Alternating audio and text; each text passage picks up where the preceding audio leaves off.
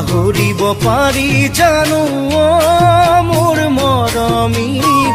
হেৰাই যোৱা অতীতৰ স্মৃতি কোনে বাৰু লৈছে খবৰ মোৰ মৰমী কেনেকৈ জীয়াই আছো বুলি পাহৰিব পাৰি জানো মোৰ মৰমী হেৰাই যোৱা অতীতৰ স্মৃতি কোনে বাৰু লৈছে খবৰ মোৰ মৰমী কেনেকৈ জীয়াই আছো বুলি